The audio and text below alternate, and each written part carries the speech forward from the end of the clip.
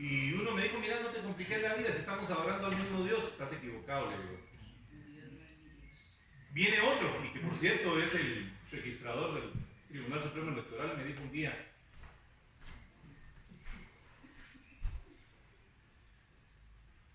es que te estás cerrando. Fueron las palabras que él utilizó. Porque Dios tiene tanto, y Jesucristo tiene tanto que hacer, me dijo, que quién mejor que María para estar allá en el cielo hablándole al oído, mira, ayuda a fulano de tal, ayuda a su pan. Entonces, ¿cómo se va a negar Jesús a ayudar a alguien si su propia madre se lo está diciendo? Entonces el camino es María. Mira, Polito, le digo, yo creo que andas un poquito perdido. No, andas diametralmente perdido. Totalmente. Está siendo muy cerrado, María. Yo creo que deberías abrir tu mente para darte cuenta de que hay muchos caminos. Entonces yo volví a insistir que estás equivocado, Polo. Entonces, vuelvo a lo mismo. ¿Cuáles son los beneficios de una persecución? Suena ridícula la pregunta. ¿Tiene beneficios una persecución?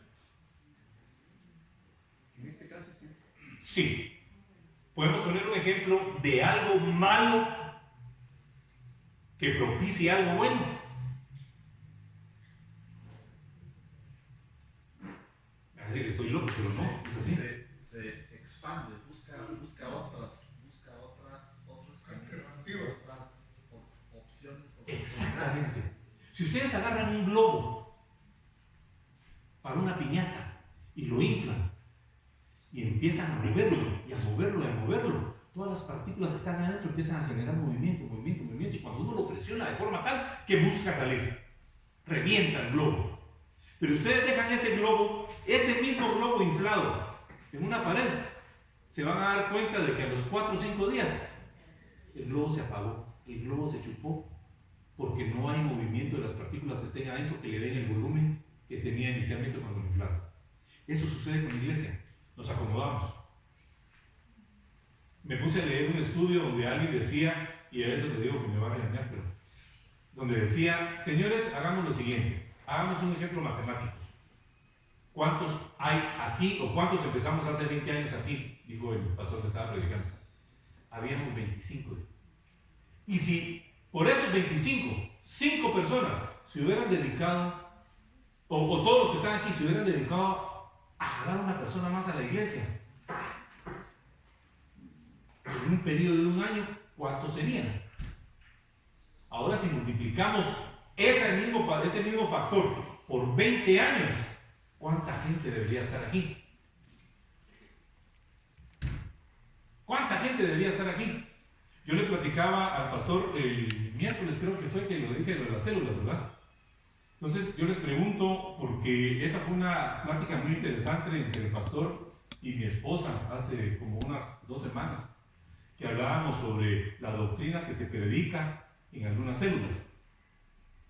Pero independientemente que pudiéramos nosotros estandarizar la misma doctrina de que fuera lo mismo, yo pregunto, ¿quiénes de aquí participan en una célula? No estoy hablando de los estudios que tenemos los miércoles, las señoras o las damas de X día y los días viernes. No, estoy hablando de una célula donde venga alguien y me diga, yo voy y jalo a mi vecino, y jalo a mi otro vecino, y jalo a mi otro vecino, y sobre la dirección de nuestro pastor se imparte y se jala a otras personas que no tienen la oportunidad de venir los jueves, que no tienen la oportunidad de los miércoles, los viernes. ¿Hay alguien que participe en una célula acá? O sea, mire, lo que yo estoy tratando de evidenciar es lo siguiente, y pido una y mil disculpas si me salgo de lo que debería de venirles a leer yo a ustedes acá como parte del estudio. Pero estamos muy pasivos, estamos muy quietos, no hay persecución para que nosotros podamos decir, no lo hago porque me están persiguiendo. ¿Se estará cumpliendo el objetivo de llevar la palabra de Dios a todos los rincones? Por parte de nosotros, congregación. La iglesia nació en Jerusalén, y aquí me regreso ya al tema. y debería haber sido la base de operaciones militarmente hablando del cristianismo. De ahí debería haber salido todo para el mundo, pero no, se acomodaron. Entonces hubo necesidad de que hubiera persecución para que el cristianismo empezara a propagarse en otros lados.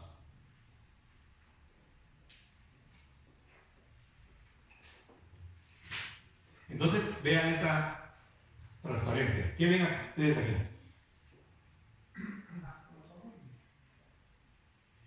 Esa es del año 2018. No encontré la del 2019. Pero es de la del 2018. Y cuando yo me doy cuenta de que hay una lista mundial de la persecución y veo la cantidad de países que aquí están, que son 59 países que hay persecución en el mundo. Y hay persecución de diferentes formas. Óigase bien. Aquí está escrito las formas en que puede ser, pero yo quiero hacer énfasis en lo siguiente. Hay países que nosotros tenemos colindancia con ellos, donde hay algún tipo de problema. Entiéndase México, entiéndase Colombia. Y yo nunca pasó por mi mente, ahora que entré a este estudio, darme cuenta de que en Colombia he estado como 4 o 5 veces. Y yo nunca me percaté de que hay persecución en Colombia. En México lo hay. ¿Por qué en México? Porque vienen todos los 15 de noviembre y se reúnen todos y a la Virgen, y yo no miro que haya algo similar para Jesucristo. O sea, todo es la Virgen, y si uno se atreve a decirles no, allá lo agarran a golpes a uno, o lo recriminan, y es fuerte. Entonces, cuando ustedes ven todos esos países, uno se imagina de que solo van a existir en esta parte de aquí, donde hay radicalismo, donde hay personas que se hace como ellos quieren o no se hace. Entonces, hay países que están bajo la lupa, lo que es todo lo que es Rusia, y alguno que otro país que se escapa en África. Ahora vean esta. Países que sufren graves violaciones a la libertad religiosa. Aquí quiero hacer la diferencia. ¿Quiénes cometen la violación? Las mismas personas, parte de la sociedad. Las mismas personas. Si yo tengo mi vecino que no piensa como yo, van a haber problemas. Porque si no somos musulmanes, somos infieles. ¿Y qué merecemos como infieles? La muerte. Vean la otra. Esta es interesante.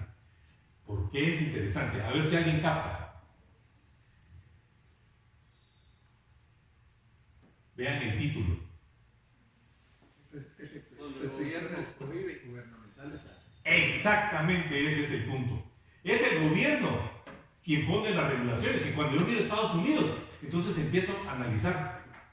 Hoy cuando venía para acá, estaba hablando un señor que no lo logré identificar, pero decía: miren ustedes que van a votar ahora, voten por los principios, valores, no por los partidos, porque nos trasladamos a Estados Unidos, dice, donde los republicanos hace 50 años pensaban de una forma y los demócratas pensaban de otra. Ahora se invirtieron los papeles y hay persecución. Miren que yo dije como que me estaba diciendo, no se le va a olvidar decir esto. Entonces, ¿por qué hay persecución en Estados Unidos? ¿Por qué hay restricciones gubernamentales? Porque simple y sencillamente ustedes agarran el periódico ahorita y se ponen a leer. Baños en las escuelas de Estados Unidos hay para hombres, mujeres y los que no están definidos. Y quien se oponga a eso está violando las leyes de Estados Unidos. Estados Unidos demandaron a un pobre señor, un pastelero, porque viene 2 individuos tomados de la mano y le dicen: queremos que usted, que es famoso haciendo pasteles, nos haga nuestro pastel de bodas. Y él dijo: no, yo no se los puedo hacer. Ustedes no son hombre y mujer, no se los hago. Pusieron una demanda y le estaban exigiendo $50 millones al señor por negarse a hacer el pastel. Y el juez dictaminó que los pague. Entonces vino una apelación, no sé cuáles serán en términos legales lo que corresponde, pero al final de cuentas un juez federal dijo: no, porque el señor pastelero fundamentó Yo tengo mis creencias, necesito que las respeten también. Al final de cuentas, a los dos jóvenes estos, pues se fueron a casar en Las Vegas, digo yo. El asunto es el siguiente, de que si nosotros ponemos a analizar esta gráfica, hay países que están cerca de nosotros que hay persecución, dictada por los gobiernos. Guatemala no lo tiene, no tenemos persecución.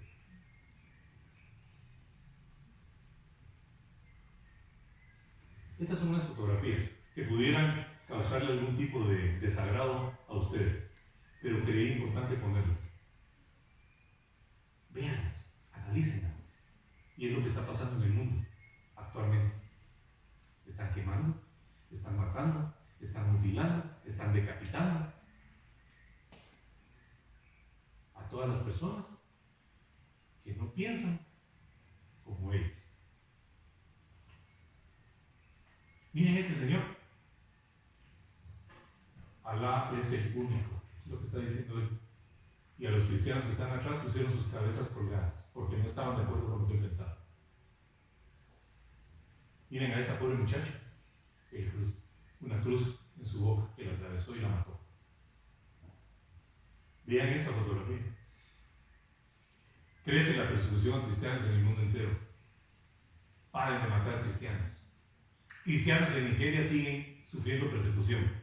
La mayoría de la persecución de los cristianos en Nepal proviene de los hinduistas radicales que quieren que todo el mundo vuelva a ser, que su país vuelva a ser un estado hindú. Entonces hay un montón de cosas que están orbitando a nuestro alrededor, pero no las vemos. Estamos bien cómodos acá. Vuelvo a la misma.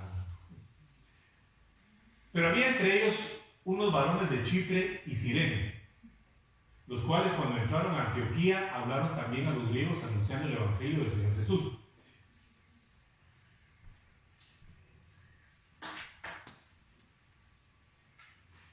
Disculpen. La evangelización dio como resultado que en muchas ciudades se empezaron a formar pequeñas congregaciones de creyentes. Ahí en Antioquía se formó la primera iglesia griega gentil, a diferencia de las demás que solo predicaban a los judíos. Inicialmente se vio que existían muchas diferencias raciales, sociales y de toda índole. El libro de los Hechos describe que debido a la gran cantidad de griegos y más ciudadanos que recibieron y aceptaron a Jesús como su Salvador, se formó una poderosa iglesia porque la mano del Señor estaba con ellos. Jesús, refiriéndose a estas congregaciones que aparte de la iglesia judía se iban formando a medida que el evangelio iba avanzando por todo el imperio romano, dijo: así también tengo otras ovejas que no son de este redil, aquellas también debo de traer y oirán mi voz. Y habrá un rebaño y un pastor para ellas. Como dije con anterioridad, Antioquía era una de las ciudades más importantes del imperio romano, porque había mucha corrupción, y oigan bien esto, había corrupción, prostitución y demás cosas características de las grandes ciudades que están a la orilla de los mares. Sin embargo, la iglesia se consolidó tanto que había alcanzado a un gran número de personas que hasta entre sus miembros fueron alcanzados personalidades de la administración pública de Antioquía y ministraban a la iglesia los profetas que Dios había levantado en esa congregación. Entonces, cuando yo les hice referencia de que la iglesia había crecido y se había consolidado, pero que se encontraba a 490 kilómetros de distancia, imagínense 490 kilómetros, estamos hablando de aquí a Petén, y váyanse caminando, a ver cuándo llegan. Si en bus se hacen 10 horas, caminando, ¿cuánto se hará? ¿Alguien tiene alguna? No vayan a buscar en Waze. ¿Alguien sabrá? ¿O se puede imaginar? Una semana caminándole, pero picadito rábano, como dicen en el pueblo. 10 días y 3 horas. ¿Cuántos minutos? Entonces, lo que yo estoy tratando de ejemplificar en este momento ahorita es lo siguiente, de que si estaba a gran distancia, la iglesia creció, se desarrolló, la información llegó nuevamente a Judea, y en Judea se empezaron a preocupar. ¿Cuánto tiempo se habrá llevado eso en consolidar? Primero, la predicación. Segundo, el nacimiento de la iglesia. Y tercero, de que la información llegara nuevamente a Judea. ¿Se han puesto a preguntar ustedes eso? Yo creo que un montón de tiempo, ¿no? Ay, yo pido mil disculpas, creo que se me está acabando el tiempo, ¿no? Entonces, ellos tomaron la decisión en Judea de enviar a Bernabé. Llegó la noticia de estas cosas a oídos de la iglesia que estaba en Jerusalén. Enviaron a Bernabé que fuese hasta Antioquía. Y cuando llegó y vio la gracia de Dios, se regocijó y exhortó a todos a que con propósito de corazón permaneciesen fieles al Señor, porque era varón bueno y lleno del Espíritu Santo y de fe. Y una gran multitud fue agregada al Señor. ¿Quién era Bernabé? ¿Alguien me puede decir quién era Bernabé? Era uno de los que estaba contando con Timoteo. ¿Alguien más? Muchas gracias. ¿Alguien más? Bueno, Bernabé era originario de Chipre. Él inicialmente dice en algunos estudios de que él era granjero y que tenía alguna que otra propiedad. Fue un judío que pertenecía a la tribu de Leví. Su nombre original era José, pero los apóstoles lo cambiaron por el nombre de Bernabé, que significa hijo de la exhortación o de consolación, también llamado, además, ese soy yo, el apóstol de la alegría, por su ánimo, aunque según Lucas significa el esforzado, el que anima y el que entusiasma. En el libro de los Hechos afirman que en el capítulo 4, versículo 34 al 37, que Bernabé agarró sus propiedades, una finca que él tenía, la vendió y entregó el dinero a los judíos para que lo puedan distribuir dentro de los pobres. Los apóstoles lo apreciaban mucho por ser un buen hombre, lleno de fe y del Espíritu Santo. Por eso lo eligieron para la evangelización de Antioquía. Con sus prédicas aumentaron los conversos. Entonces aquí hay dos cosas que pido yo asesoría. Fue que los judíos lo enviaron para ver cómo estaban porque había celo, o fue para que una persona capaz pueda organizar y darle dirección a la iglesia para que no fuera a agarrar un camino equivocado. Yo no lo sé en realidad. La segunda.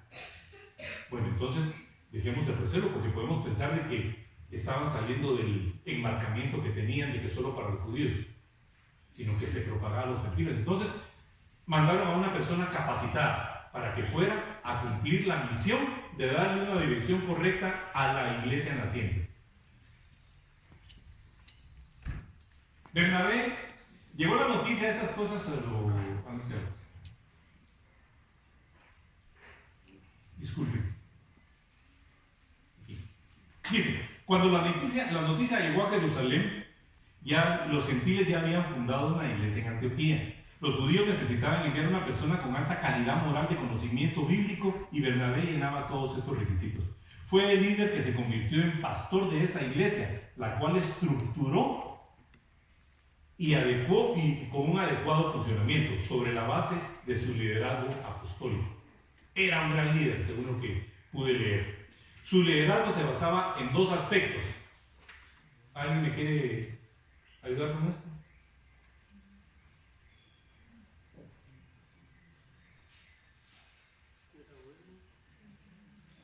Dos aspectos en basado en su liderazgo. Él era un hombre lleno del Espíritu Santo. ¿Y qué significa ser lleno del Espíritu Santo? Tener a Dios. ¿Qué más? Tener a Dios. Tener a Dios. ¿Qué más? ¿Alguien puede aportar algo más? Significa que el creyente está sometido a la dirección y control del Espíritu Santo. Es necesario indicar también que la llenura del Espíritu Santo no es una adopción para el creyente. Esto lo vi en un estudio y creí prudente traerlo para acá. Dice, es necesario indicar que también que la llenura del Espíritu Santo no es una opción para el creyente, sino que es un mandato.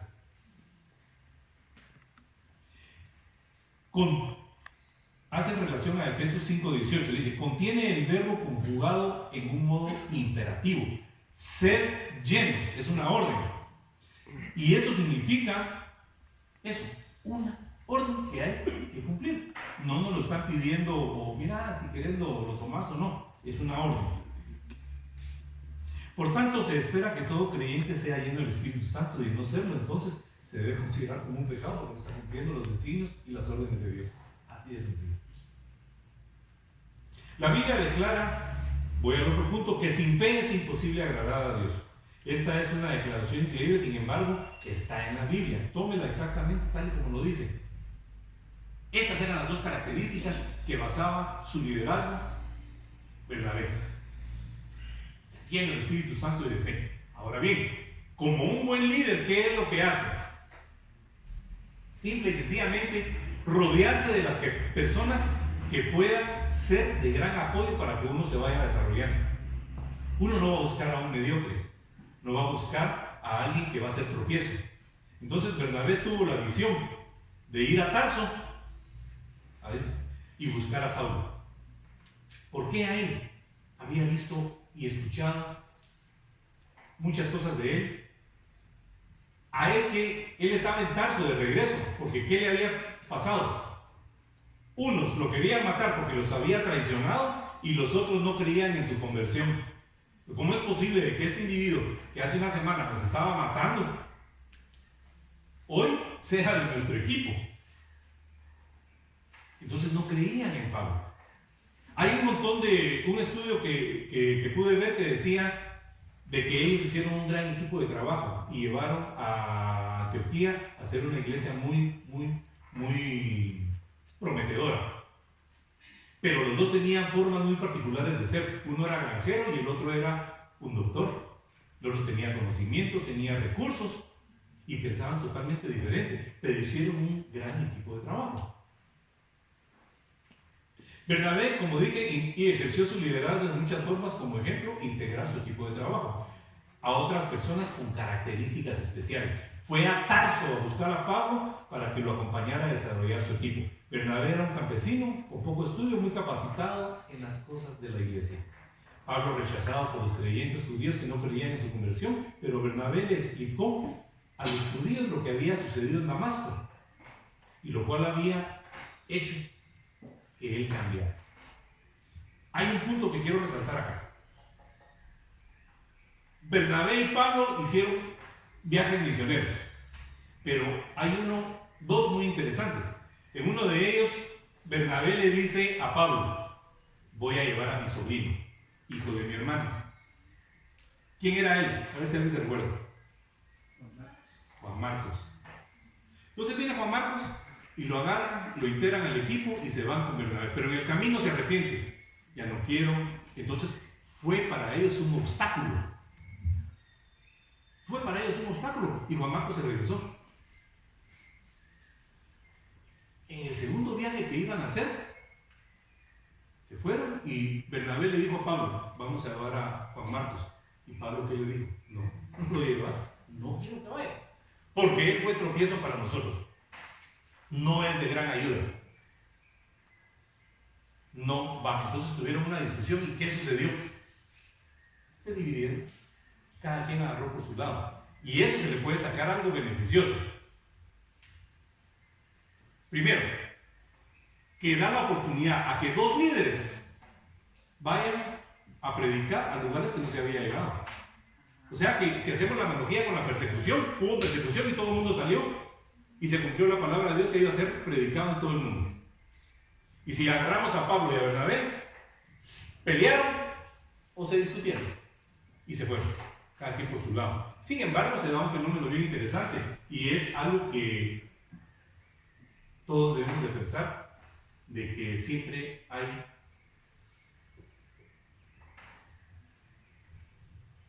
una segunda oportunidad para todos. ¿Por qué? Porque en ese viaje que se separaron, pasó el tiempo. Y llegó un momento en que Juan Marcos se compenetró, participó, aprendió que llegó un momento en que Pablo lo llamaba para que lo acompañara. Le dio una segunda oportunidad después de que él le dijo: no quiero nada con él, porque él es un estorbo, él es un tropiezo para nosotros. Después lo llamaba, y dice en la Biblia que en algunos casos lo llamó hijo. Y Juan Marcos, ¿cuál es lo trascendental en él? Que él escribió el Evangelio de Marcos. O sea que él tuvo una segunda oportunidad, y todos tenemos derecho a una segunda oportunidad. Ya voy a terminar en 1 minuto y 40 segundos. Una iglesia espiritual y solidaria. Hechos 27:30.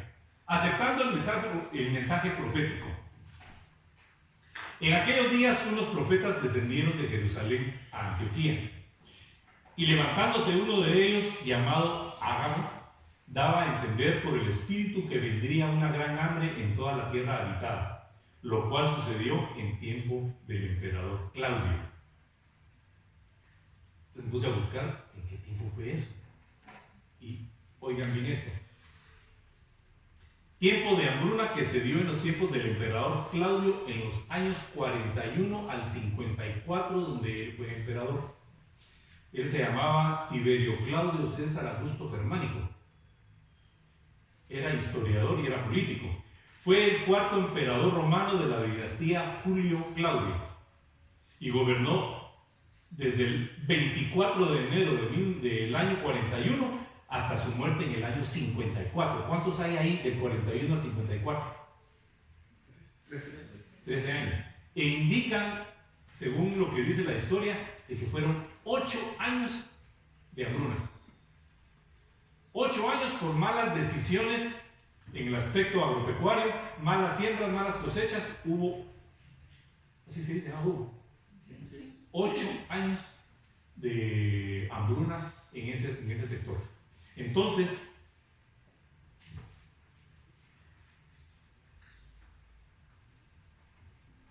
se dio lo siguiente. Los discípulos, cada uno conforme a lo que tenía, determinaron enviar socorro a los hermanos que habitaban en Judea, lo cual en efecto hicieron, enviándolo a los ancianos por medio de Bernabé y Saulo. Voy a leer el último. Los integrantes de la iglesia en Jerusalén miraban con recelo a los gentiles todavía, porque no podían de la noche a la mañana sacarse ese pensamiento que habían tenido por años de años.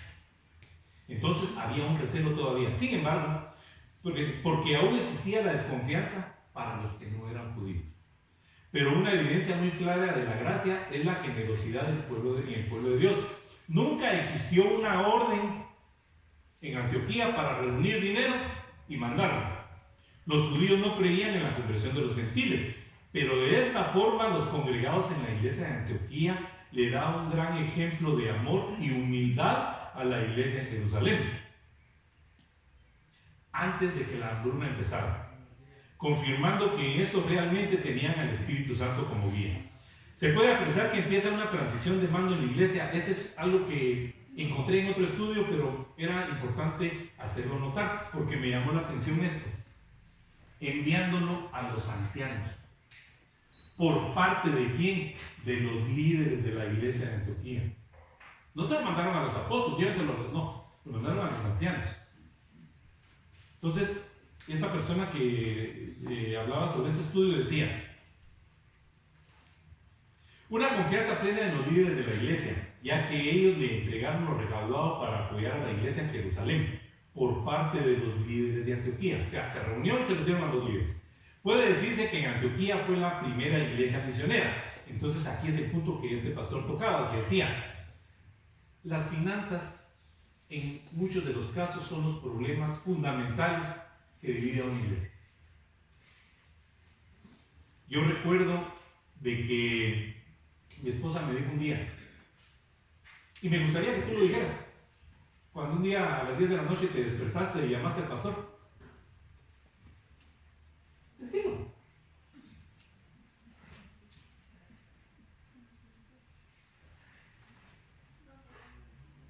Viene y me dice que un día, como a las 10 de la noche, se levantó, porque ella solo tenía en ese entonces su bicicleta. Se movía para todos lados y que era lo único que tenía. pero ella daba su diezmo. Un día llamó al pastor y le dijo, como a las 10 de la noche, según lo que ella me contó, mire pastor, ¿qué hace con el diezmo? ¿Qué hace con lo que yo doy?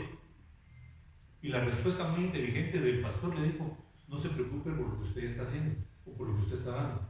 Eso déjemelo a mí, porque el que tiene que dar cuentas al final ante Dios de cómo se utilizaron esos recursos soy yo. O sea que esa no es su responsabilidad. Su responsabilidad es apoyar, compartir, dar.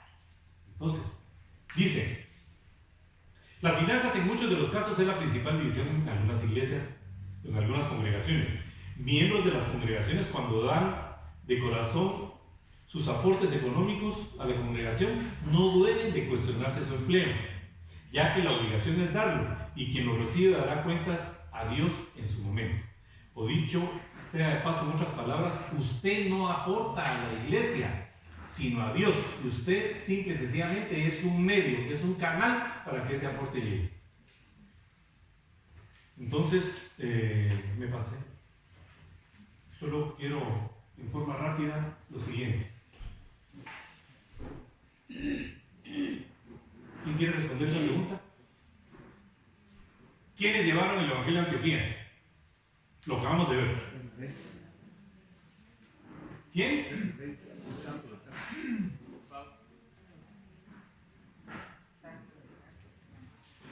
Los que habían sido esparcidos por la persecución de la iglesia en Jerusalén, entre los cuales había varones de Chipre y Cirene. Ellos evangelizaron a los griegos en Antioquía.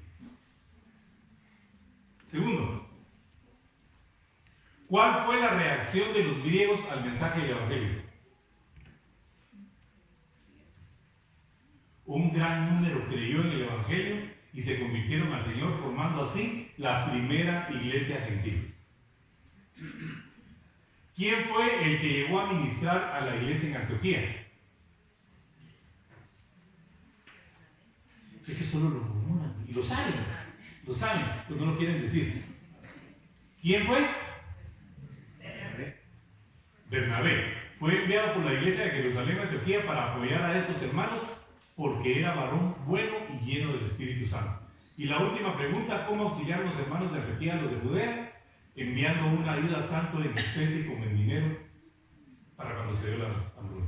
Muchas gracias por su atención. Tengan un feliz domingo.